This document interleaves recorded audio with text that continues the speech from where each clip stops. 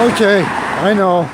Another editorial about elections, candidates, and politics.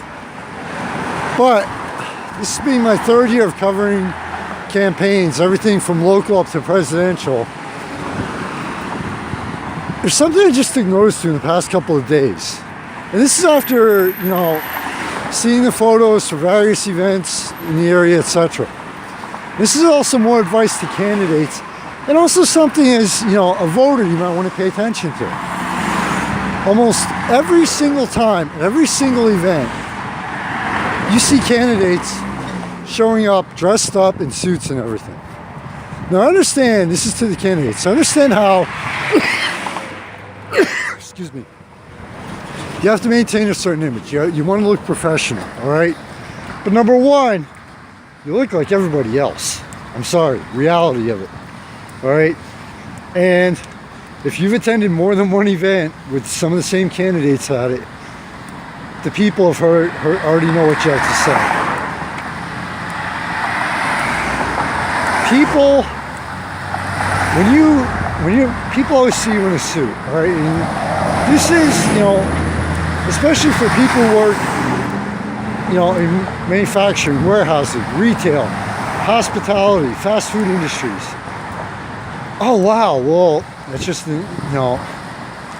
just another politician. Why would I want to vote for them? Why would I even want to vote at all? They're dressed, they're dressed up in a suit. They're saying the same things as everybody else, etc. That, at least that's my mentality. I'm sure I'm not the only person who has that. All right. I realize for some events you have to get very professional and formal. Save it for those events. All right. You're doing a meet and greet. You're doing your campaign kickoff. You're attending whatever. All right.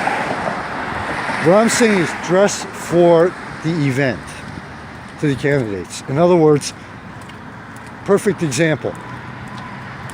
East Penn Democrats had a candidate pub crawl last night. Meet the candidate pub crawl.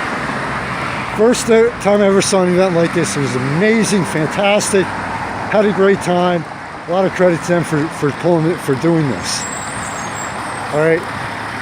But for an event like that, I don't know what the hell this guy's doing. But for an event like that, what you wanted to, you want to dress casually. Okay, you still want to look, like you're a serious candidate, but you know what? Throw on the jeans and t-shirt for something like that. Honestly. You are, you're doing a casual event. They may or may not have the candidates speaking, but this shows people that, guess what? You're just like them. This shows people that, you know what?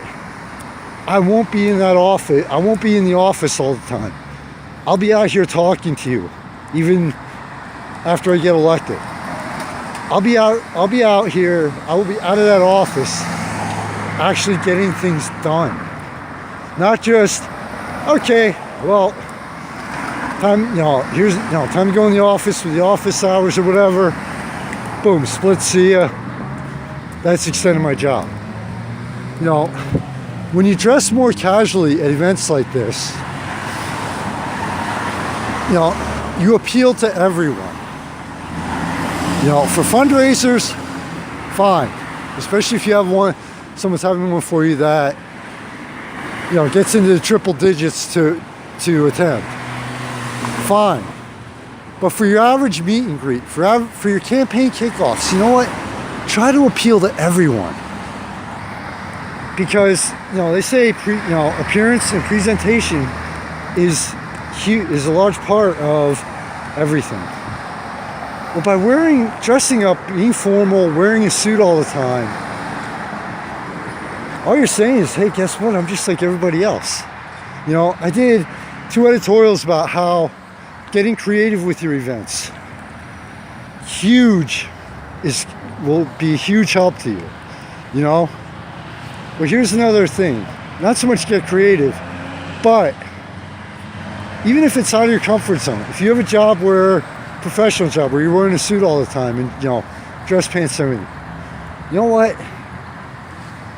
drop on a pair of nice jeans, sneakers, a t-shirt, or even a dress shirt. You know, if you want to do the semi-formal thing, or what I call street professional. All right, but you know, and to the voters out there, please, if I'm wrong, let me know in the comments and the feedback. You know, you have to play multiple roles, and you have to have different appearances when you're in a lot of areas, especially if you're running for office or in office. So the next time there's an event that you're attending, especially if you're doing it for your campaign, you know what? If it's not required to be formal, just say, hey, guess what? I'm like everybody else.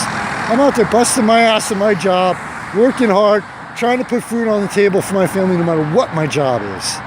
I'm just like everybody else. Not, wow, I'm just like all the other politicians, and here, here's my information, here's what I have to say, vote for me, and please give me a donation.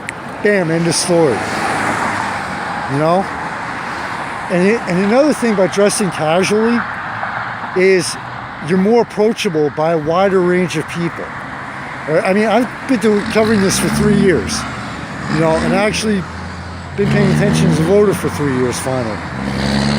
And when I see a candidate, like, perfect example, Phillips Armstrong, running for county executive, dress shirt, jacket, jeans.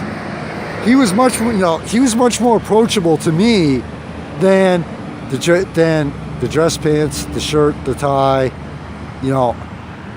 At that event, I felt like, okay, guess what?